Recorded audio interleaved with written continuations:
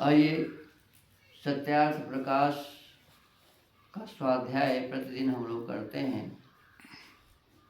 सत्यार्थ प्रकाश महर्षि दयानंद सरस्वती जी की अमर कीर्ति है। 1875 ईस्वी में उन्होंने इस ग्रंथ को लिखा और फिर दोबारा भी इसको लिखा। ये दोबारा छपाए हुए हैं, वो अपने सामने उसकी प्रति है।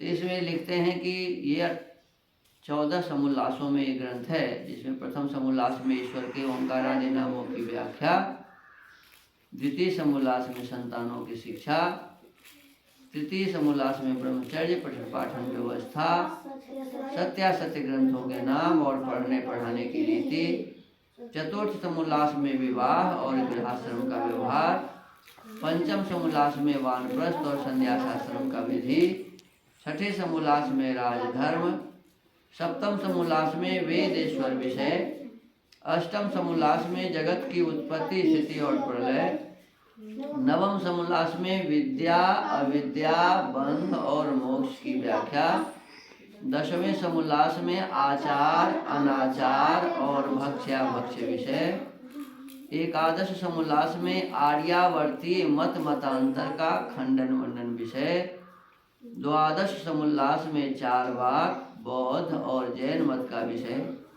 त्रयोदश समुल्लास में ईसाई मत का विषय, 14वें समुल्लास में मुसलमानों के मत का विषय और 14 समुल्लासों के अंत में आर्यों के सनातन वेद विहित मत की विशेषतः व्याख्या लिखी है। स्वामी जी कहते हैं कि जिसको मैं भी यथावत मानता हूँ। वेद विहित का अर्थ होता है वेद में जैसा आदेश किया हुआ है। अब हम प्रथम समुल्लास में अभी स्वाध्याय कर रहे हैं। प्रथम समुल्लास में कल हमने यजुर्वेद के मंत्रों पर और छांदोग्य उपनिषद पर ये ओम के संबंध में कुछ प्रमाण देखे थे। तो अथर्व यजुर्वेद के 40वें अध्याय का 17वां मंत्र है, हिरण्मयेन पात्रेण सत्यस्या पिहितं मुखम योषावादित्य पुरुषः सोषावहम ओम खम ब्रह्म। तो इसमें बताया गया कि ओम जो है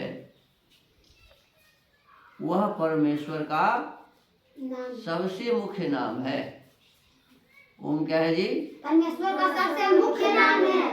परमेश्वर का सबसे मुख्य नाम ओम है।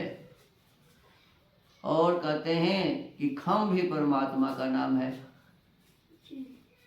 माने रक्षा करने से ओम, रक्षा करने से ओम। परमात्मा सबकी रक्षा कर रहे हैं, इसीलिए उनका नाम क्या है? ओम है। और आकाश के समान व्यापक है। आकाश के समान व्यापक है, इसीलिए उनका नाम क्या है? खम। और ब्रह्म उनका नाम क्यों है? वो सबसे बड़ा है। परमेश्वर से बड़ा कोई भी नहीं है, इसीलिए उनका नाम क्या है? ब्रह्म है। छांदोग्य उपनिषद में कहा कि जिसका ओम नाम है और जो कभी नष्ट नहीं होता, जो कभी भी नष्ट नहीं होता, कहते हैं उसी की उपासना करनी योग्य है, अन्य की नहीं। ये ओम इत्येतदक्षरम् उद्गीतम् उपासीत, ये छांदोग्य उपनिषद का कथन है। अब आज हम मांडुक्योपनिषद का उदाहरण देखते हैं। लिखा हुआ है कि ओम इत्येतदक्षरमिदं सर्वं तस्योपव्याख्यानम्।